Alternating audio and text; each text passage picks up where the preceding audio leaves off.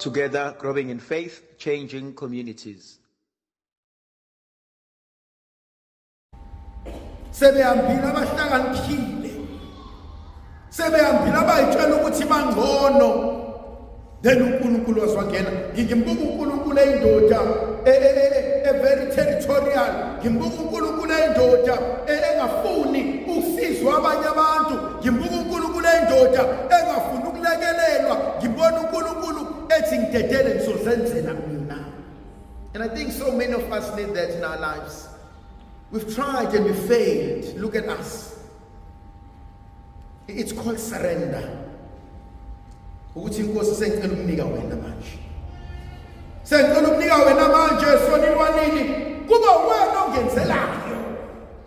Sengicela ukunika wena uNkulunkulu wethu kuba wena obonayo ukuthi akwenziwe kanjani. Point number 2. Ithi mina izwi lokuqala elishiwo yingelosi ithi mayifika Josepha ithi vuka. It's like uyamnyakazisa. Uthi vuka emaqandeni, uthi vuka ebuthongweni, uthi vuka nakho konakala, uthi vuka awuboni ukuthi izinto seziyabheka. Bangithusa bethi vuka because impression anginikeza yona ukuthi how many of us are sleeping through life. Izinto zenzeka ngapha nangapha emzini yobabamkhulu asazi. Izinto zenzeka ngapha nangapha endlini hleli asazi. Izinto zenzeka ngapha nangapha nabantu shade nabo asazi. How many of us are sleeping through our own marriages?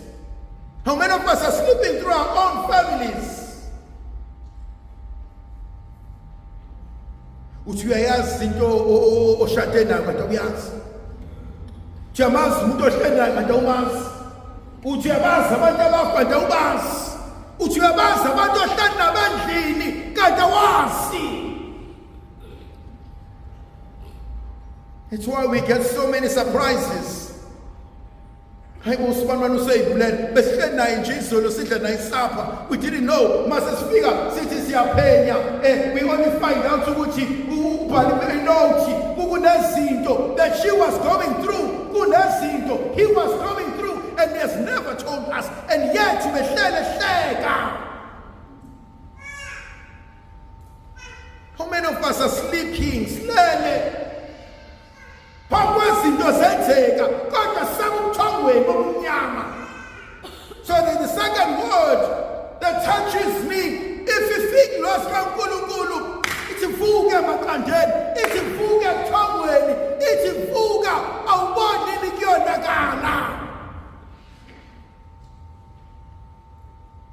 Athula kahle athi wena undinda kude ngale kwesibani athi buya ubuyele ekhaya. Khona abanye abantu base babhaleka ama-messages base bafonelwe ayibo buya uma usayashona buya ubaba usayashona buya usalinde wena uvalelisa. Omunye ngene umntanakhe ambone, omunye ngene umntanakhe esibhedlela akasaboni, kuthiwa ma usefikile usibanibani athi bengilinde wena mntanami lungapheli usashone. Point number 3. Simefika ingozi ithi buya, ithi vuka mfana wami. Ngoba uHerodi ufuna ukubulala umntanakhe. Now it touches me ukuthi point number 3, what is it that threatens my life? What is it that threatens my family? What is it that threatens impilo yabantu bami? Yini efuna ukubulala umndeni wakho?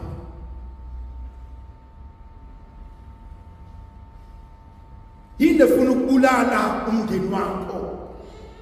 Yabona ithandwa sami, it has become a cliche. Massive families are under attack. It's true. Families are under attack. Good families are under spiritual attack. Now what fascinates me and frustrates me at the same time, lithi uHerodi ufuna ukubulala umntwana.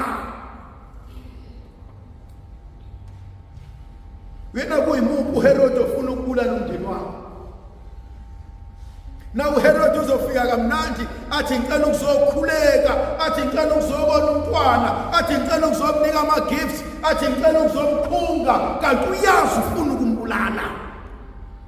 Yo,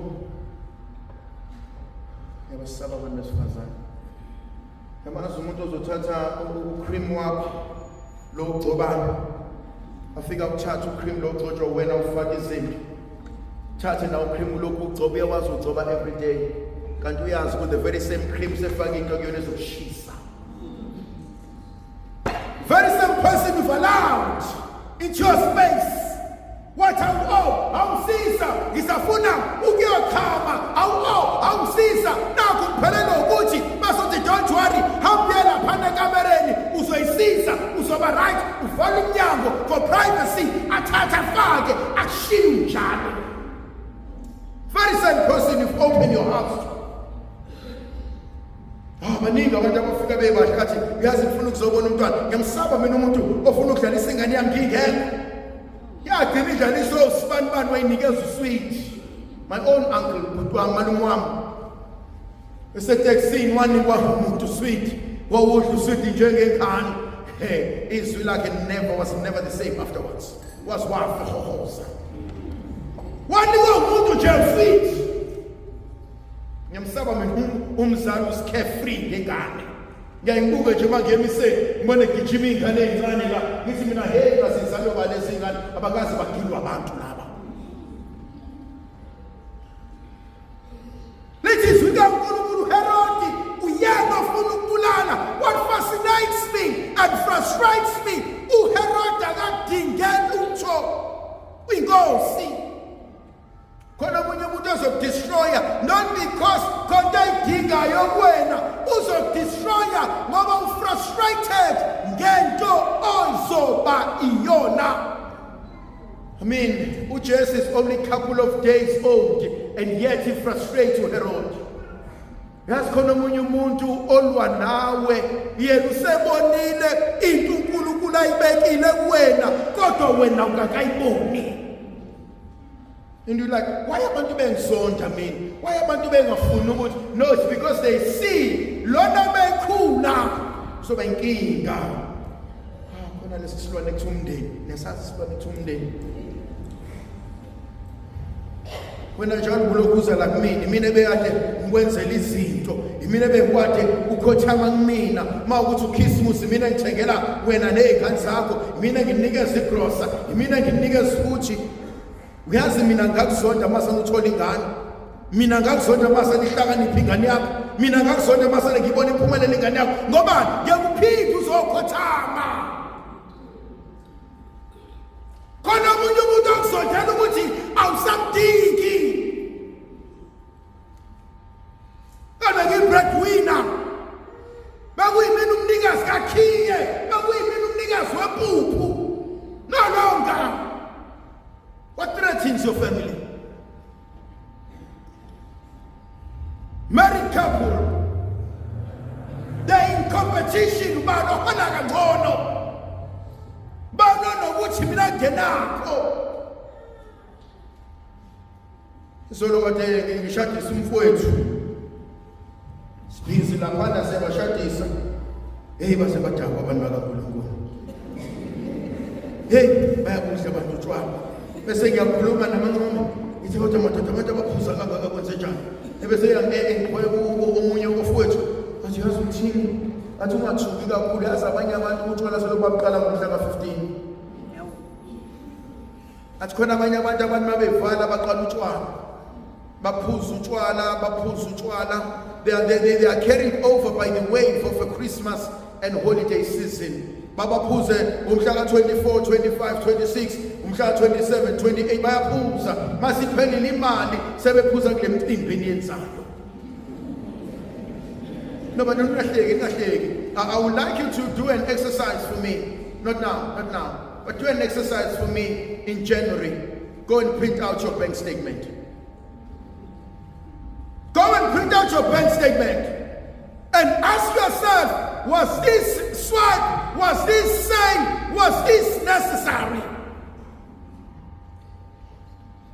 I have a friend who runs a business and who take me now, ayikho isizini ebizayo than this. Mina why? Athi uyakwazi ukuthatha into that could cost 120 ayikhuphule ayidayise ngo-350 athi abantu abanendaba because they are in a spending mode. I spoke to a friend of mine who's a manager who manages one of the biggest malls here, and who says in one day, do you know how much money we make on the 24th of December? I said, how much? I said, millions of rands. One day. Why? Because people spend. I said, who spends the most? Amandia nabantu abamnyama. In December, forget about it. In January, sit down with your bank statement. And usibuze ukuthi malini.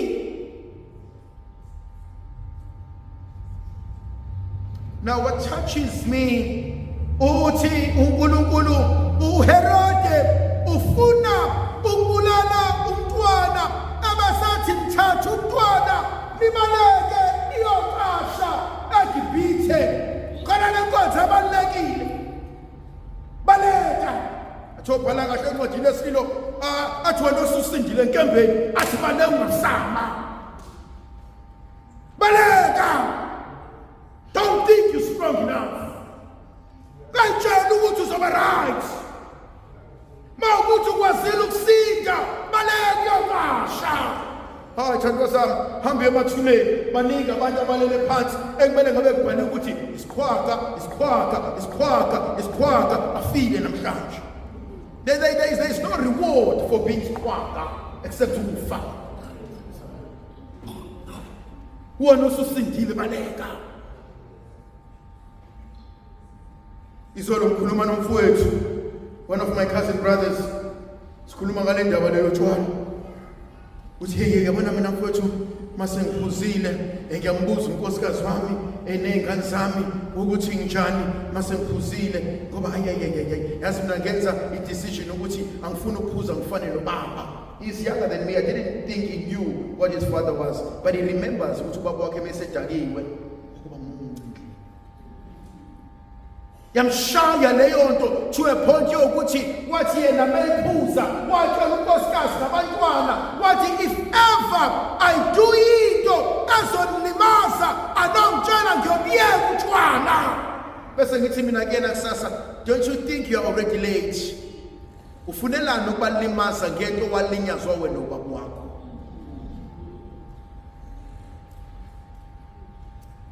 Bamhlula utshwala.